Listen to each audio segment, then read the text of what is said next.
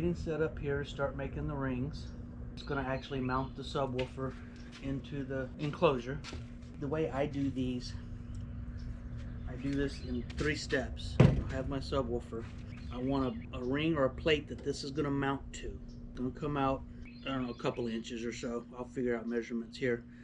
I want another ring that's going to sit on top of that flushes here, so it looks like the subwoofer is recessed.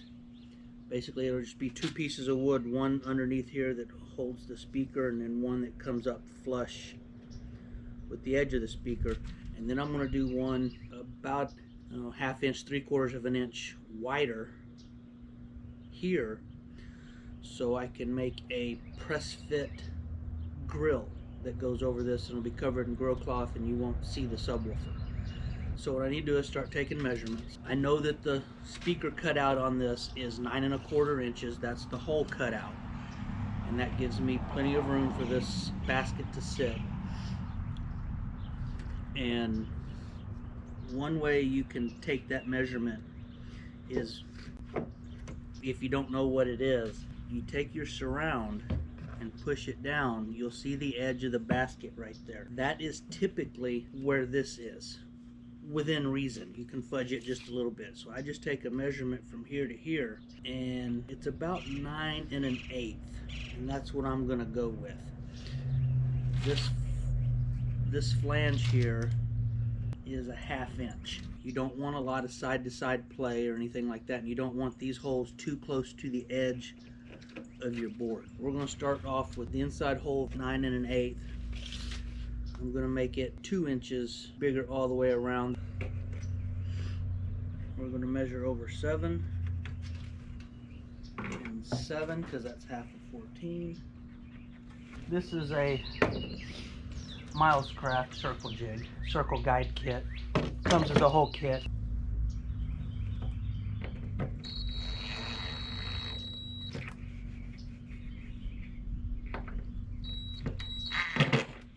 Part of this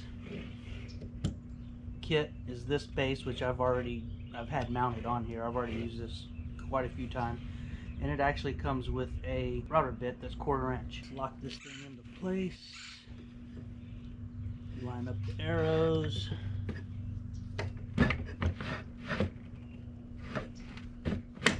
Lock till you hear it click.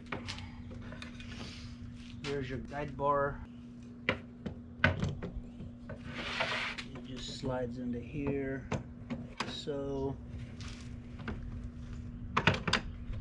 only thing about this kit I'm not crazy about is this has to be exactly straight for this to go in.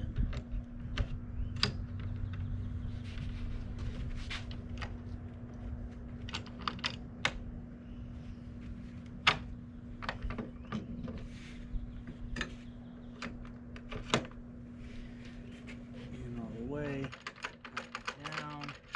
You have out and you have in. This is outside of the bit, so if you want your hole to be cut on the outside, you use the O. If you want it cut on the inside over here, you use the I. Me, I want it on the inside, so I'm using the I, and I'm lining it up with the 14 mark.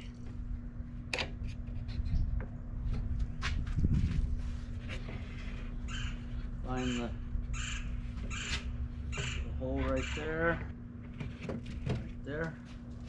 and that's it. Now, with my mark that I have here, lines up right on it. As with an all power tools, safety.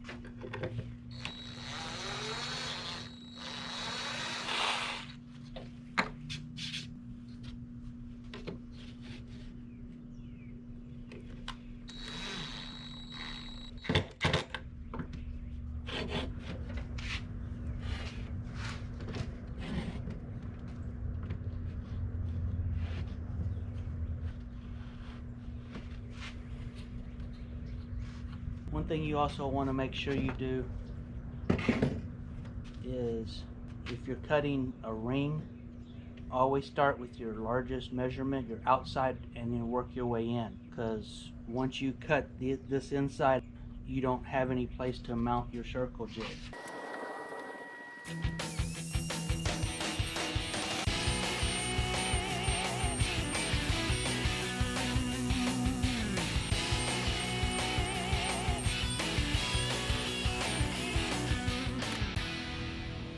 One ring.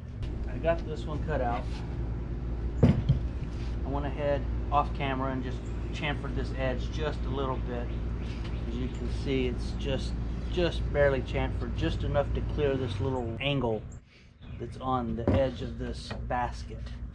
You can see this has a slight angle to it, and it fits perfect now. No side to side movement, and I got plenty of meat to be able to put my screws in. Grab my pencil. Now, what I want to do is, now that this is in here, we'll go around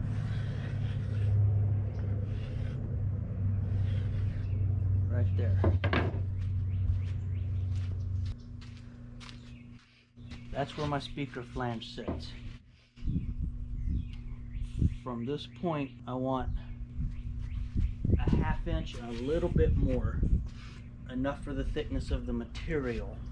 So I'm going to add an 1/8 of an inch all the way around. So I'm going to measure out from that line. I'm going to give myself a 1/16 of an inch for just room. You know, it's not binding on the speaker. From that line, I'm going to move out a 1/2 an inch for the thickness of my grill, my press-in grill that's going to go there. Now, if you're not doing a grill, you don't have to do all this. Then I need the thickness of the grill cloth, which is, I'm going to say 1/16 of an inch. I know that it's probably more like a 32nd, but that's fine. I'm going to add another 1/16 of an inch, and then I'm going to add another 1/8 of an inch for the material thickness. For the carpet that I'm putting on this. I'm just using trunk liner carpet. So that right there, this line right here, is where I want to cut my next ring.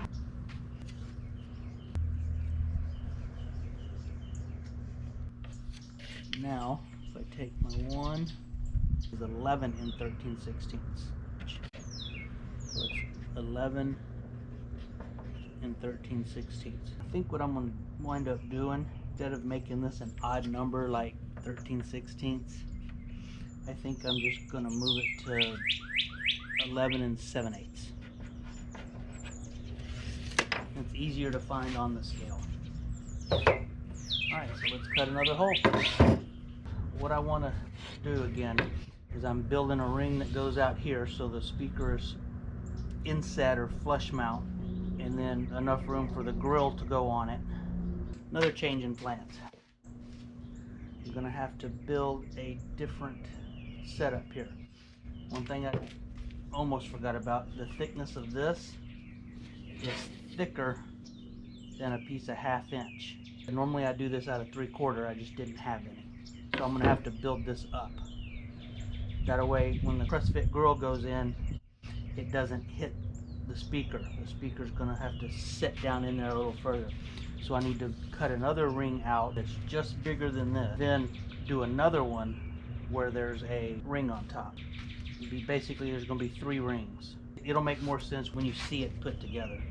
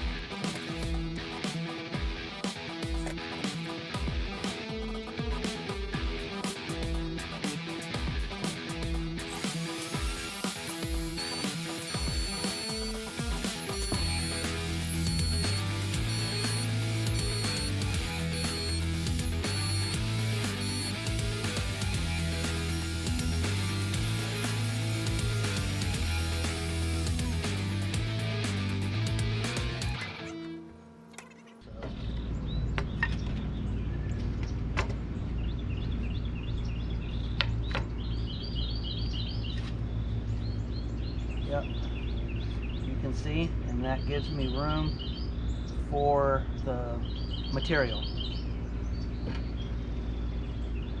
And then when I put another ring on top of this for the grill, it won't interfere with the speaker. Alright, let me put a chamfer on this. I used this. This is how I chamfered that right there. I'll show you on this. And that's probably all I'm going to do is just knock that edge off. And this actually bolts to my drill. That comes off. That goes on. It's not super great. It's got a little play in it, but for stuff like this, it works great.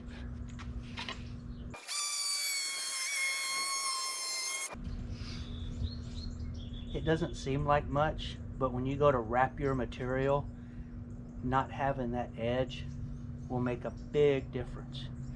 And I'll show that to you when we get to that stage. But I mean, it's just little details that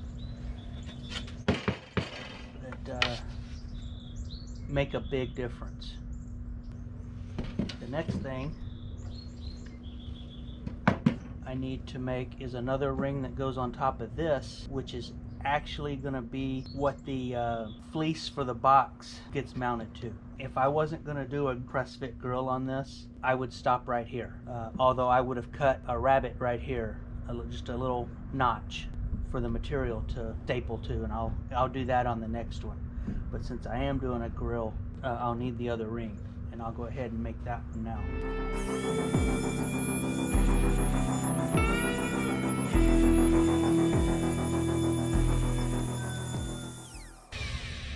Now I want to cut my notch for my rabbet. I'm going to move this in 1/4 inch. Still want to measure from the outside because I want to come in from this edge.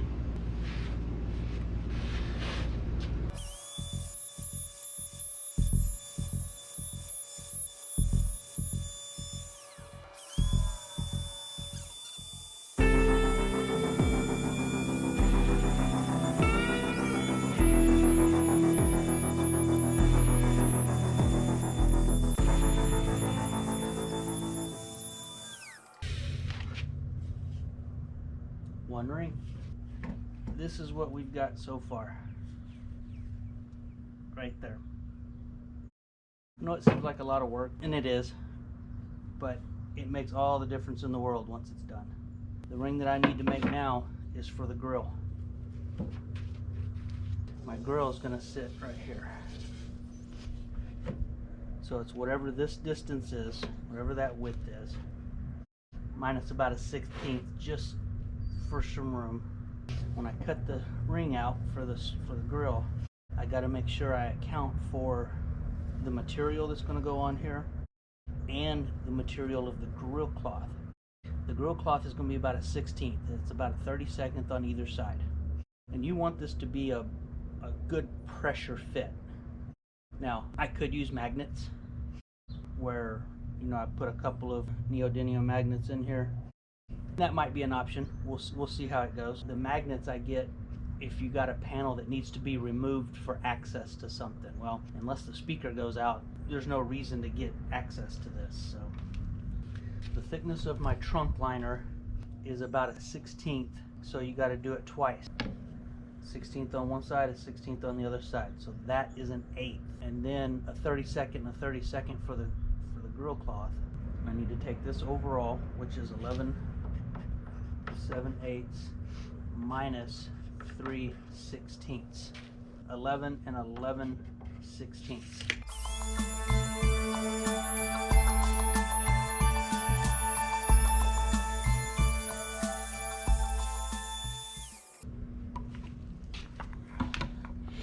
Here's the gap I'm looking for.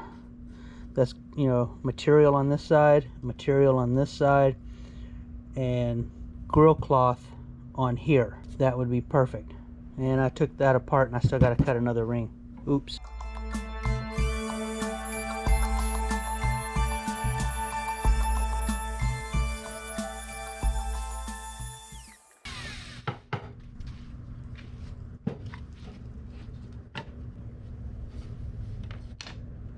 just like so. Got all the speaker rings cut out. This is the ring that's going to have the material on it that's going to form fit. But I need to make sure that I get this at least to there. I just want to follow this contoured line, and then it's going to come straight down to there. So this contoured line is going to follow around, and then from here up to there. That looks good. So we'll take this and just again follow it around, something like that. Now, next thing to do, this has to come out. There's no bolts holding it in place. The only thing holding it in place right now is the tape.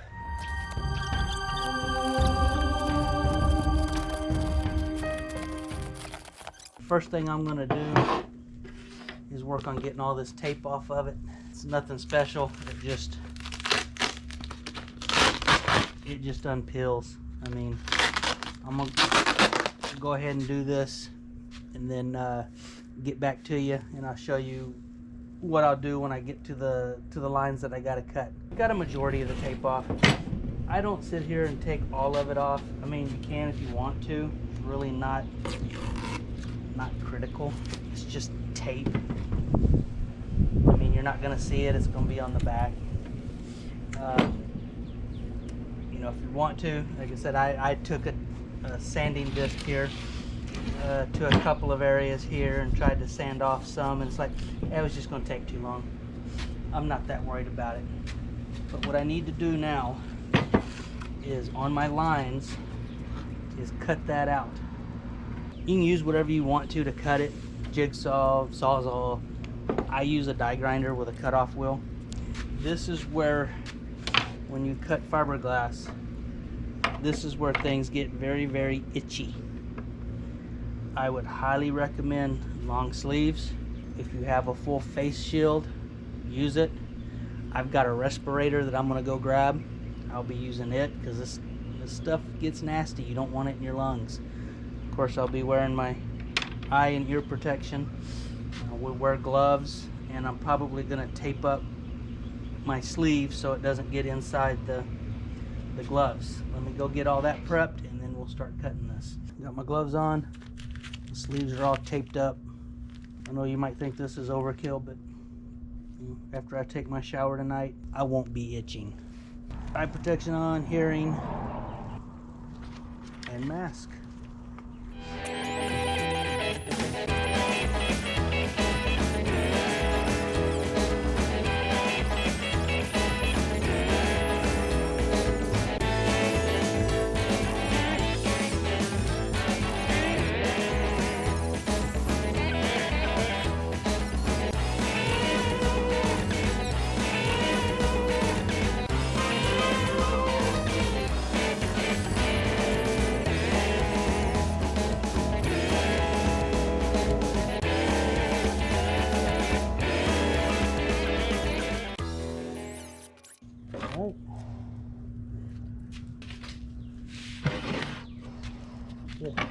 Now you can actually see the thickness that I got this. I got it fairly thick.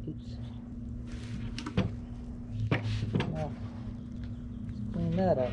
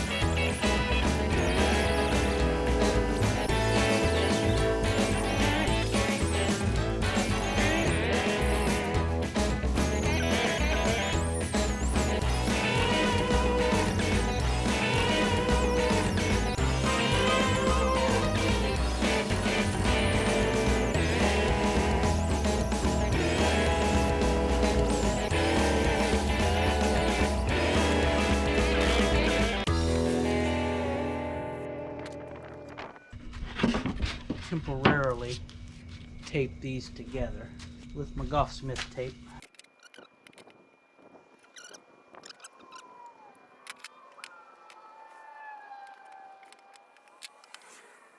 Alright, now they'll hold together. So we're going to go there, it's going to lean back some. We've got plenty of room. Alright, off camera I made just a couple of little brackets, did some angles to match this. This one's going to go right back here and stand off there. This one's going to go right in there. It's going to mount at the bottom, so it's got 3-point structure here at the bottom. And then these two, that'll give it plenty of support until I get this fleece on there. Once the fiberglass cures, that's your strength. Just to temporarily hold these in there, I'm just gonna CA glue them into place. And then do one final test fit in the car and make sure that they fit.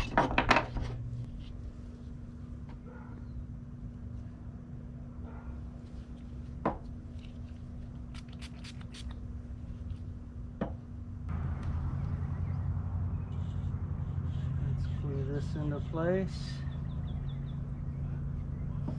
Hopefully it stays.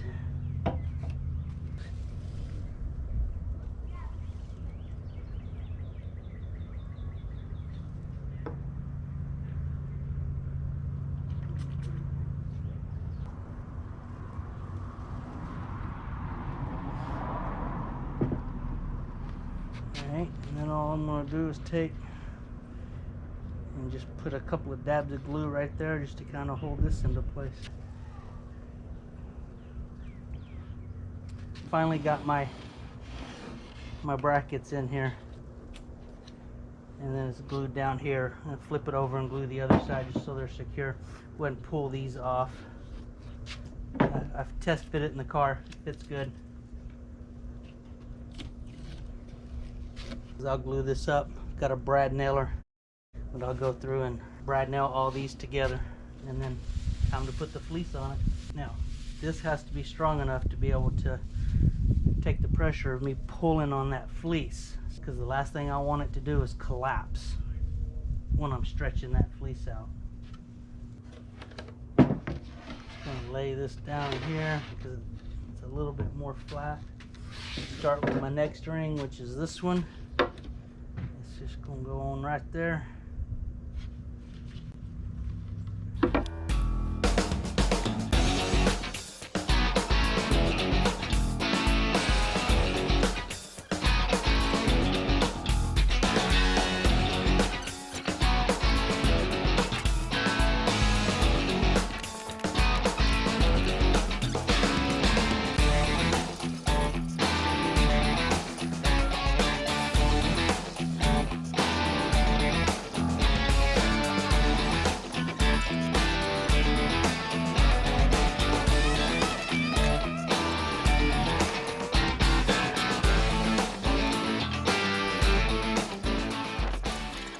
Before I stretch the fleece, the only thing I want to do is flush that. I just want to make it flat.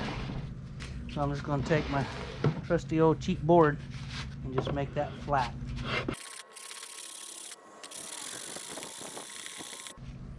And that's it.